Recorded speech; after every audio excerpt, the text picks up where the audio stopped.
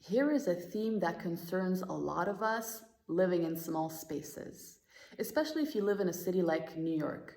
But living in a small space does not mean you have to think small. So here are how you can overcome these essential challenges. Number one, declutter. What do you really use? Get rid of the things you don't use. And if you psychologically cannot overcome getting rid of things, place them in storage, and after a certain time, you'll realize you don't need all of those things. Now you're left with clothes you actually wear and objects you actually use. Number two, create spaces in open layouts. So open layouts are great because they allow a lot of light to come in, but you don't want to feel like you're just living in a box with four walls. So you want to divide the space with furniture, rugs, and wall color.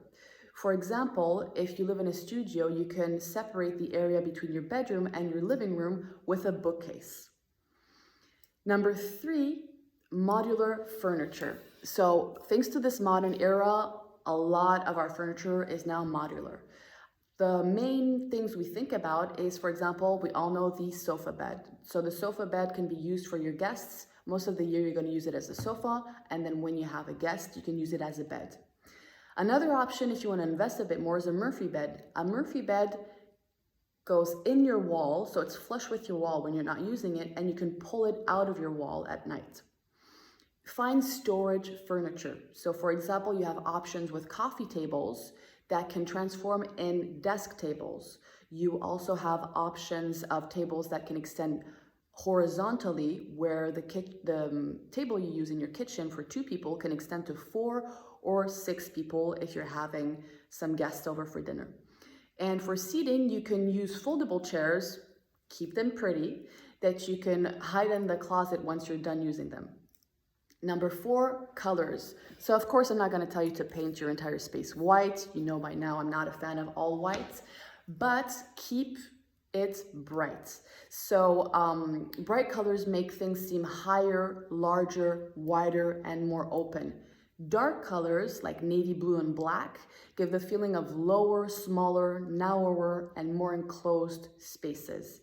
So choose a color, but go monochrome, and you can add some fantasy with, for example, the floor of your bathroom or the backsplash in your kitchen. Of course, you can go for bold colors, but in that case, just choose one accent wall. 5, think vertically. So you don't have a lot of space in terms of footage, but what about the space from the floor to the ceiling? You can use that. There's a lot of bookcases that can use the entire height of a wall, and you'll be able to put things in the lower cabinets of the bookcase and store things on the shelves. Number 6, plants.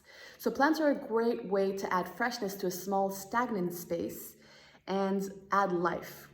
Of course, the walls, don't forget to bring decor, painting, pictures, and color. Number 7, coziness. You do live in a small space and you want to keep it minimal, but that doesn't mean you want to keep it cold. So if you have windows, for example, you want to put drapes on every window.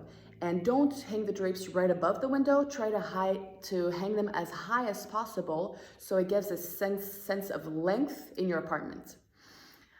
Also, when you're purchasing furniture, prioritize larger items. We have a tendency to think, I have a small space, so I want to purchase small furniture. Don't do that. You're going to feel like you live in a dollhouse. And lastly, to create coziness, add mirrors. Mirrors in large spaces and bring light. For example, typically in New York bathrooms, I like to add a horizontal large mirror so it creates a sense of depth.